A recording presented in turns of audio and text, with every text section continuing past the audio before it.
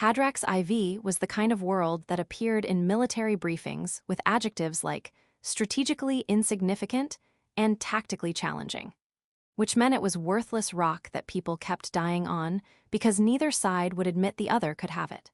Sergeant Cale Merrick had been deployed here for 3 months, long enough to hate the constant dust storms, the way the terrain made every patrol a potential ambush, and the particular futility of fighting over a planet that would kill you through environmental hazards before the enemy got a chance. The skirmish had been brief and vicious. Human patrol encountering Sindari reconnaissance team in a contested zone, both sides opening fire immediately because that's what happened when you ran into enemies on neutral ground. Cale's unit had pulled back when the storm front rolled in, making aerial support impossible for either side. Standard doctrine was to retreat to defensible positions and wait out the weather. But Cale was a medic, and medics had different doctrine. He stayed behind to check for survivors. Both sides left wounded sometimes, and Cale's personal code said he treated everyone he could reach regardless of what flag they fought under. His co knew about this tendency, and mostly looked the other way, because Cale was too good at his job to lose over philosophical differences about who deserved medical care. He found her in a collapsed structure, pinned under debris that had probably saved her life by providing cover during the firefight.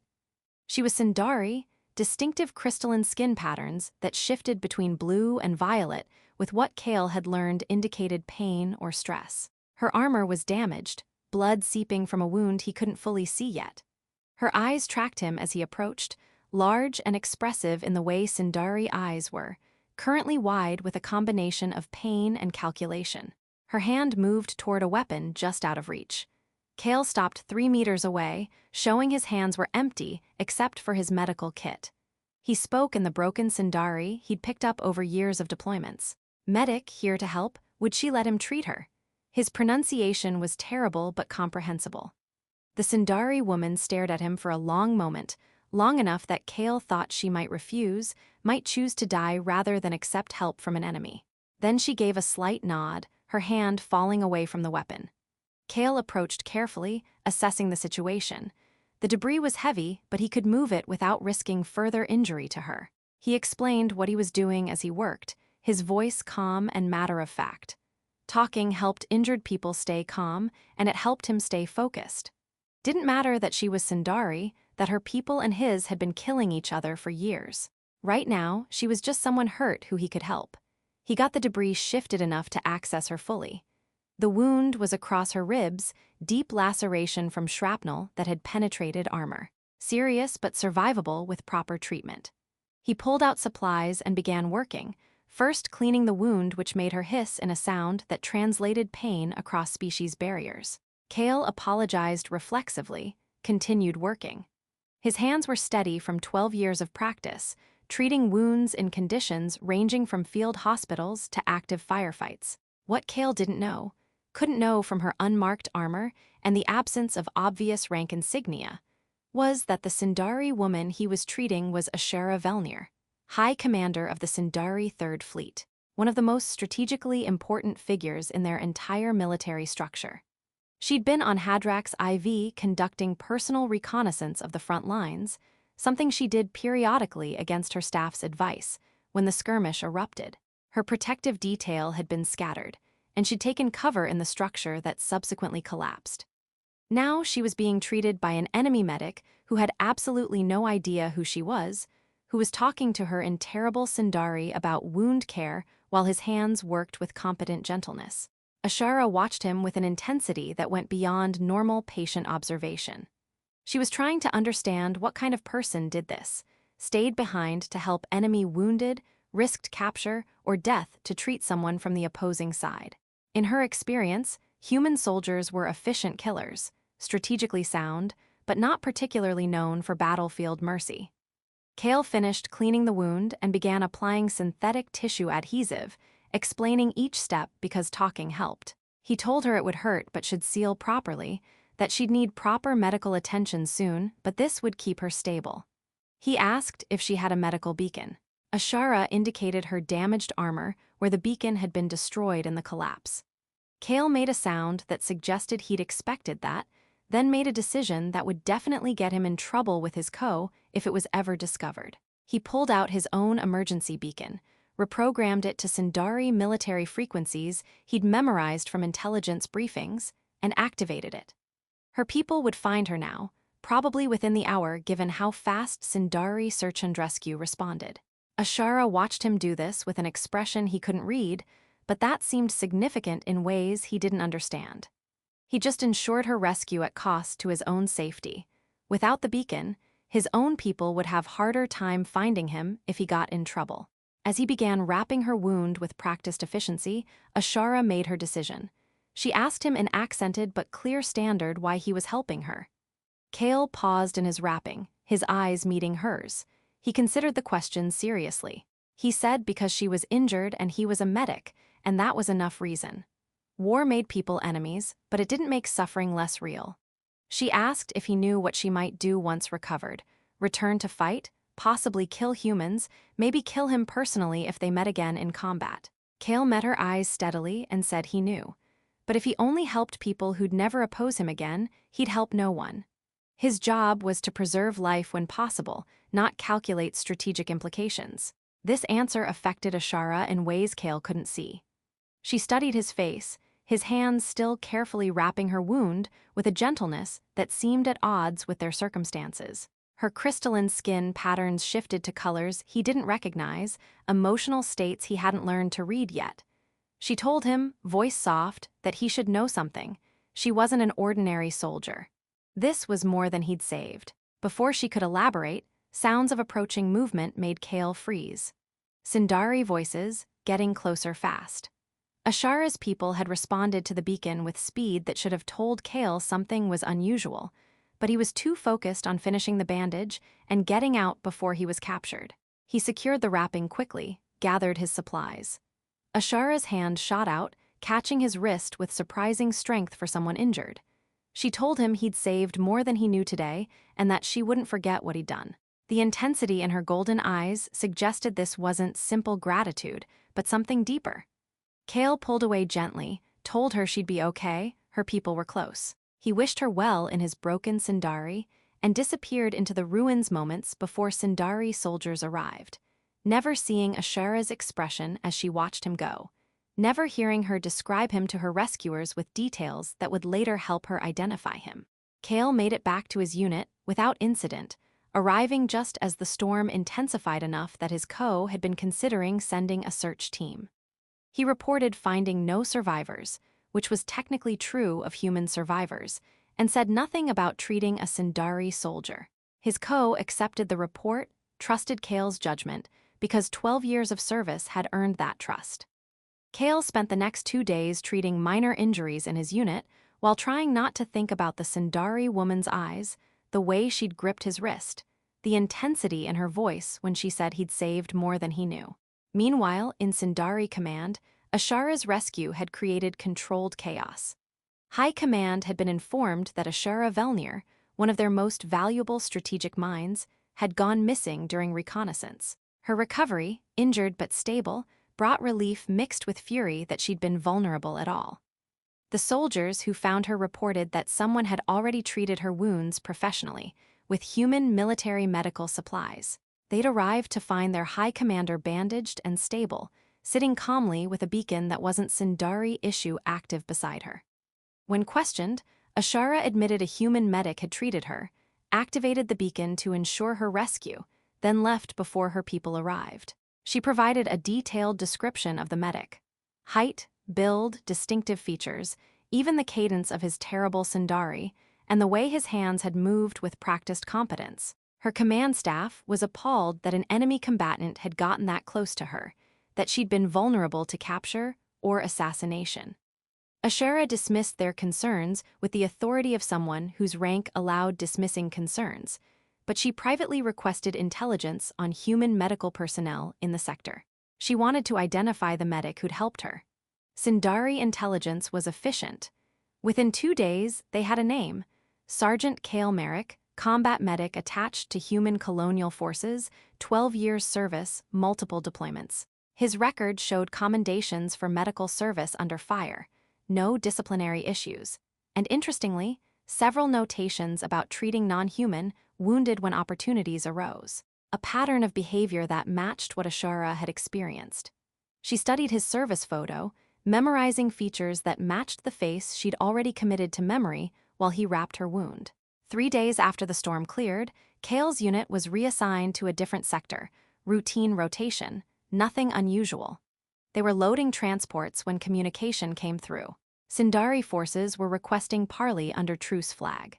This happened occasionally, both sides negotiating prisoner exchanges or temporary ceasefires to recover dead from contested zones.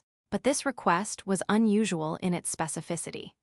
The Sindari wanted to meet at neutral ground, and they'd specifically requested that Sergeant Kale Merrick attend the negotiation. This was weird enough that Kale's co pulled him aside for explanation.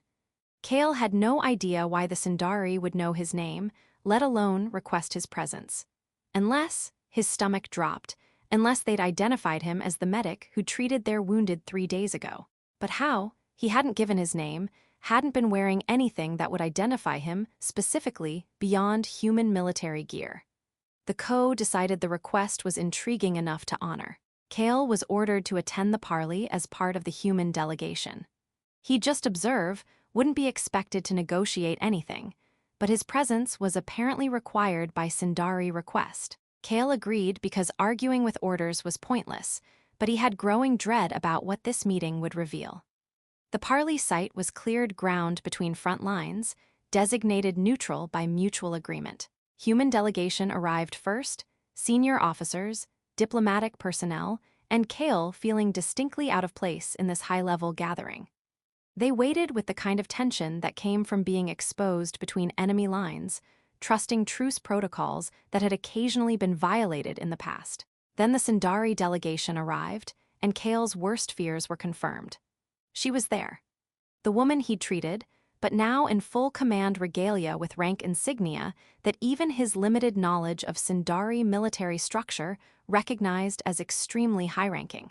Her crystalline skin patterns were different colors now, calm blues and greens that suggested composure. But her eyes were the same golden shade that had watched him with such intensity while he worked on her wound. She scanned the human delegation, her eyes finding Kale immediately. Something flickered in her expression, recognition, satisfaction. The human officers tensed, recognizing they were in the presence of someone important enough to warrant protective escort that could level their entire delegation if this went badly. Ashara addressed the humans formally, in perfect standard that made Kale's broken Sindari seem even more embarrassing in retrospect.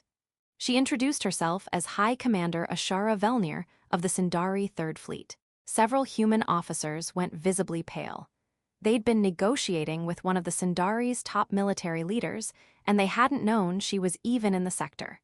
The strategic implications were enormous. What had she been doing on Hadrax IV? What had she observed? What did her presence here mean for the larger conflict? Ashara continued, saying she'd requested this parley for a specific purpose, to acknowledge a debt. She gestured toward Kale. 3 days ago, this human medic had found her injured and provided medical aid without knowing her identity. He'd activated a beacon to ensure her rescue, then left before her people arrived. By Sindari honor codes, this created an obligation that must be publicly recognized. The human delegation was stunned. Kale felt every eye turn to him. His co's expression promised extensive questioning later about why he'd treated a high commander and reported finding no survivors. But right now, they were in the middle of a parley, and Ashara was clearly driving toward something specific. She addressed Kale directly, asking if he remembered what she'd said before her people arrived. Kale, uncomfortable being the focus of this much attention, admitted he remembered. She'd said he should know she wasn't an ordinary soldier, that this was more than he'd saved. Ashara confirmed this with what might have been amusement. She explained that in Sindari culture, a debt of life must be honored. He'd saved her when he could have captured her, killed her, or simply left her to die. Any choice would have been strategically sound from human military perspective. Instead, he chose compassion. She proposed formal recognition of this debt through a custom called Velkara, life bond. The bound individuals were considered to have claims on each other transcending normal military or political divisions. It was rare, reserved for profound obligations, and unbreakable once acknowledged. Kale's quietly told him this was probably diplomatic gesture, that he should accept graciously. But Ashara's expression suggested it was more than mere gesture. This mattered to her personally in ways the human delegation didn't fully understand. Kale asked what this bond actually meant practically, because accepting obligations he didn't understand seemed unwise even in diplomatic contexts. Ashara explained with patience that suggested she'd expected the question. Velkara meant they were bound by mutual obligation. If either needed the other, the bond compelled response when possible. If either was threatened and the other could defend, they must. It created a connection that superseded normal enmity between their peoples. It wouldn't end the war or require betraying their respective sides, but it established that between them personally, there was a tie that must be honored. The human delegation conferred quickly in low voices. This was unprecedented. Having a life bond with a Sindari high commander could create diplomatic channels that hadn't existed before, or it could be a trap designed to compromise a human soldier. But refusing would be an insult, and insulting someone of Ashara's rank seemed tactically unwise. They gave Kale permission to accept if he chose, making clear this was his decision. Kale looked at Ashara, really looked at her for the first time without the urgency of treating wounds or the shock of discovering who she was. She met his gaze steadily, waiting for his answer with an expression that suggested his choice mattered to her beyond politics or strategy. He asked if this bond would require him to betray his own people. Ashara's answer was immediate and clear. Absolutely not. Velkara didn't override primary loyalties, just created an additional obligation between the bonded individuals. They remained enemies in the larger conflict, but between them personally, there was a connection that must be honored. Kale considered this. He remembered her eyes watching him while he wrapped her wound, the way she'd gripped his wrist when he was leaving, the intensity with which she'd said he'd saved more than he knew. He'd chosen to help her because she was injured and he could help. That choice had apparently created consequences he hadn't anticipated, but consequences weren't reasons to regret doing the right thing. He accepted. The formal acknowledgement was brief, but carried ceremonial weight. Ashara placed her hand over the location of her wound, now healing but still bandaged beneath her uniform, and spoke in Sindari. Kale's translator converted it. Words about debts honored, bonds formed, obligations accepted before witnesses of both peoples. Kale responded with simpler words, accepting the bond and the responsibilities it carried. Something passed between them in that moment. Not just formal agreement but mutual recognition that this connection was real, would be honored, mattered to both of them. The parley concluded with additional agreements about prisoner exchanges and temporary ceasefire for body recovery. Standard diplomatic outcomes that would have happened regardless of the Velkara acknowledgement. But the real outcome was this strange bond. This connection between a human medic and a Sindari commander that neither fully understood yet, but both felt the weight of. As delegations prepared to separate, Ashara approached Kale one more time, away from the formal proceedings. She told him the bond was real and would be honored. If he ever needed her aid and she could provide it, she would come. And she expected the same from him. The words were simple, but carried the kind of certainty that made promises real. Then she was gone, returning to Sindari lines, leaving Kale to face his co's inevitable questions about why he'd treated an enemy commander without reporting it and what exactly he'd got himself into. The debriefing was extensive. Kale explained his reasoning. She was wounded, he was a medic, he didn't ask for identification before providing medical care. His accepted this with expressions that suggested Kale was either the most principled medic in human service or the luckiest fool alive. Probably both.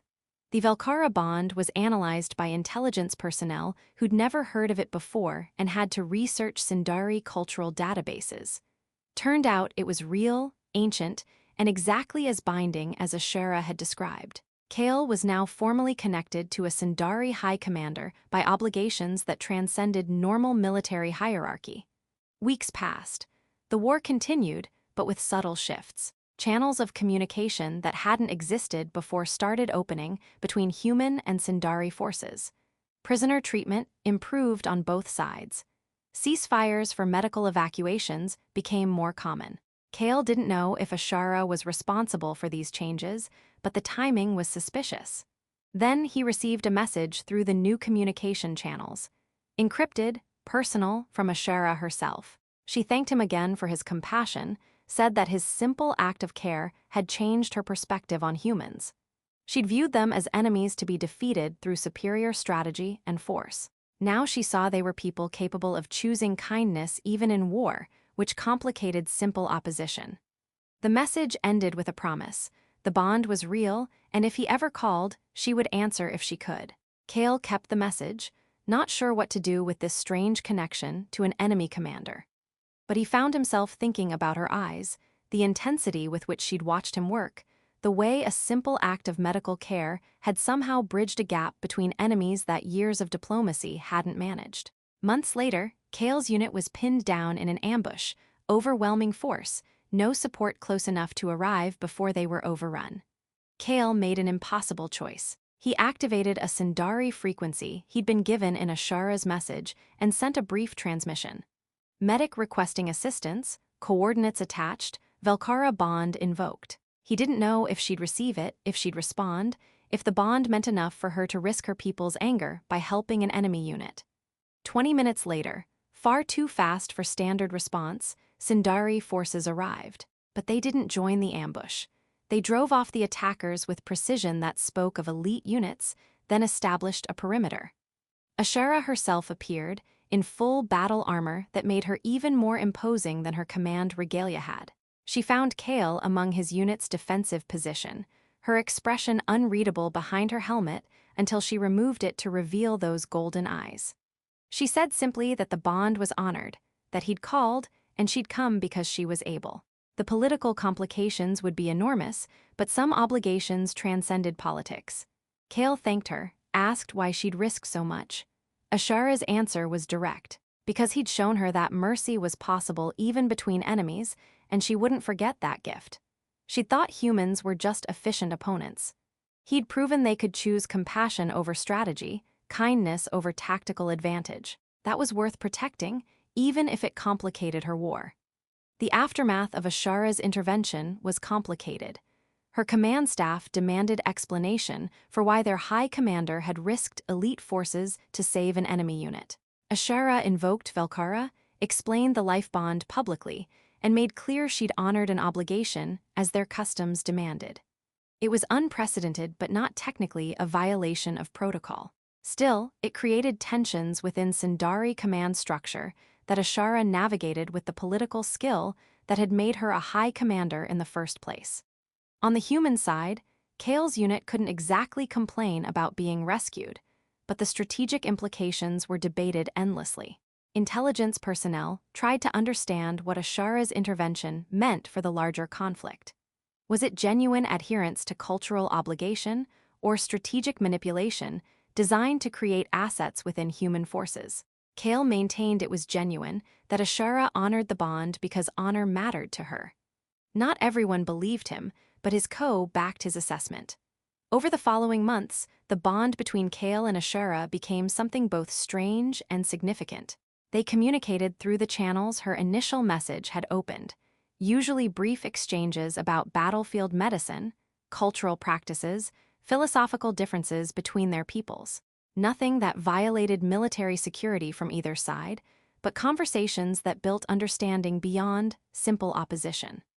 Ashara asked about human approaches to medical ethics, curious why Kale treated enemy wounded when tactical doctrine didn't require it. Kale explained the concept of medical neutrality, of separating healing from fighting, of preserving life as a principle rather than a strategic calculation. Ashara shared Sindari perspectives on honor in combat, on why Velkara bonds were considered sacred, because they represented obligations chosen freely rather than imposed by hierarchy or politics. These conversations revealed complexities neither had understood about the other's culture. Kale learned that Sindari weren't monolithic warriors, but people with sophisticated honor codes that valued certain forms of compassion alongside martial prowess. Ashara learned that humans weren't just pragmatic fighters, but people capable of holding principles even when those principles created tactical disadvantages. They met twice more under parley conditions, ostensibly for prisoner exchanges and ceasefire negotiations. Ashara always ensured Kale was part of the human delegation, claiming his presence was required for proper acknowledgement of the Velkara bond. Nobody questioned a high commander's requirements. These meetings became opportunities for longer conversations, for understanding each other beyond brief communications. During one such meeting, Ashara asked why Kale had really stayed behind to help her that first day. He could have retreated with his unit, avoided the entire situation. Kale's answer was simple: because leaving injured people to die when he could help violated his personal code. Didn't matter if they were enemy combatants. Pain was pain, and he'd become a medic to reduce it when possible, not to calculate who deserved help. Ashara told him that answer had changed everything for her. She'd spent years fighting humans, viewing them as obstacles to Sindari interests. His compassion, offered without knowing who she was or what she might do with that gift, had proven that enemies could still be people who made ethical choices under pressure. It didn't end the war, but it created space for believing peace might eventually be possible. Kale asked if she regretted the complications the bond had created for her. Ashara's answer was immediate: no. The bond had given her something she hadn't expected, proof that her enemies were capable of honor she could respect. That was worth every political complication. The war eventually wound down, not through decisive victory, but through exhaustion and changing political realities. Treaties were negotiated, borders established, and the conflict that had consumed years gradually transformed into an uneasy peace. Throughout the process, Ashara and Kale's Velkara bond served as unofficial backchannel for communications, helping build trust between delegations who otherwise had no foundation for it. When formal peace was finally established, both found themselves assigned to the Joint Commission overseeing implementation. Kale as representative of human medical personnel, ensuring proper treatment of wounded in transition zones, Ashara as Sindari Command representative, ensuring military forces withdrew according to treaty terms. They worked together regularly now, the bond that had been forged in crisis becoming foundation for professional partnership. One evening, after a particularly difficult negotiation session about disputed territory, they sat together in a neutral observation area overlooking what had been a contested zone. Ashara asked Kale if he ever regretted stopping to help her that day on Hadrak's IV. He considered the question seriously. His life had become far more complicated because of that choice. But looking back, knowing what the bond had created, the understanding between them, the channels of communication that had helped end the war, the proof that enemies could choose connection over conflict, he couldn't regret it. He'd done what felt right in the moment, and the consequences had been profound but not wrong.